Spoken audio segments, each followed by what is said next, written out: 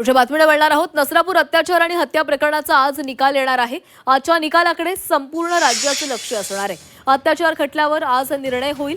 जलदगती सुनावणीचा हा ऐतिहासिक खटला आहे। नसरापूरमध्ये 3.5 वर्षांच्या बालिकेवर अत्याचार करून खून करण्यात आल्याच्या संतापजनक घटनेनंतर राज्यभरातून तीव्र प्रतिक्रिया उमटल्या होत्या।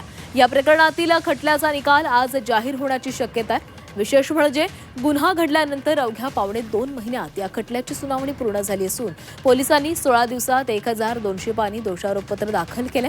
55 साक्षीदार, डीएनए, सीसीटीव्ही आणि वैद्यकीय पुराव्यांच्या आधारे या प्रकरणाची सुनावणी पूर्ण झालेली आहे। राज्याच्या न्यायालयीन इतिहासातील सर्वात जलद गतीने सुनावणी झालेल्या खटल्यांपैकी हा एक महत्त्वाचा खटला ठरणार आहे। त्यामुळे न्यायालय आरोपीला काय शिक्षा सुनावतं याकडे राज्यासह देशाचे लक्ष असणार आहे।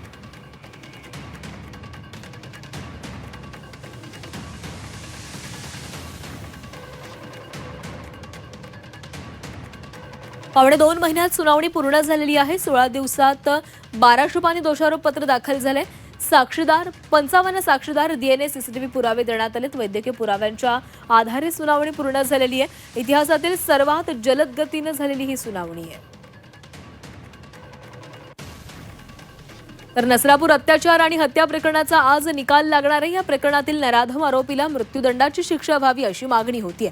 तसंच न्यायालय आरोपीला मृत्यूदंडाची शिक्षा देईल अशी अपेक्षा नसरापूर प्रकरणातील पीडित मुलीच्या वडिलांनी व्यक्त केलेली आहे। त्यांच्याशी बातचीत केलेली आहे आमचे प्रतिनिधी कैलास पुरी यांनी। नसरापूर प्रकरणाचा निकाल आज लागत आहे। पीडित मुलीचे वडील जे आहेत ते माझ्याबरोबर आहेत। नेमकी या निकालाकडून त्यांची अपेक्षा काय आहे, त्यांची मागणी काय आहे, त्यांच्याकडूनच जाणून घेऊया। आमची पहिल्या दिवसापासूनच आमच्या मागण्या होत्या की त्या नराधमाला मृत्यूदंडाची शिक्षा व्हावी। आज न्यायव्यवस्थेवरती आमचा पूर्ण विश्वास आहे की न्यायव्यवस्था त्याला जी शिक्षा व्हावी, आमची जशी इच्छा आहे त्या अपेक्षेप्रमाणे शिक्षा देईल अशी आमची इच्छा आहे। सरकार, प्रशासन, न्यायव्यवस्था, आपले सगळे पोलीस दलातील आपले सगळे सहकारी असतील, पोलीस मित्र असतील, त्यांनी उत्तम प्रकारे पहिल्या दिवसापासून सगळं हे केस त्यांनी हँडल केलेली आहे आणि दिवस रात्र मेहनत घेऊन त्यांनी हे काम सगळं पूर्णत्वास नेलेलं आहे। आज त्यांच्या या सगळ्या मेहनतीमुळेच आज आपल्याला इतक्या लवकर रिझल्ट मिळत आहे। त्यामुळे आम्ही आमचे कुटुंबीय समाधानी आहोत या सगळ्या। खरं तर मृत्यूदंडाची शिक्षा अपेक्षित आहे, मात्र समजा चुकून मृत्यूदंडाची शिक्षा दिली नाही तर तुमची पुढची भूमिका काय असेल, काय मागणी राहील? न्यायव्यवस्थेवरती आमचा पूर्ण विश्वास आहेच आहे, पण बघू, अजून तसं पुढचं काही ठरवलं नाही, पण बघू पुढचं काय कसं होईल, अजून याबद्दल मी काहीच बोलू शकत नाही। काय आव्हान करताल एकूण या संपूर्ण घटनेने?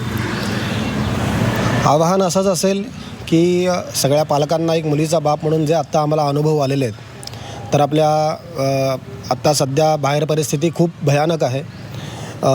माणूस रूपामध्ये राक्षसच फिरत आहेत, तर आपल्या मुलांना एक सुरक्षित वातावरण द्या, त्यांना पूर्ण या असल्या वातावरणापासून जपा, एवढेच मी सगळ्यांना आवाहन करतो। कैलास पुरी, झी मीडिया, पुणे।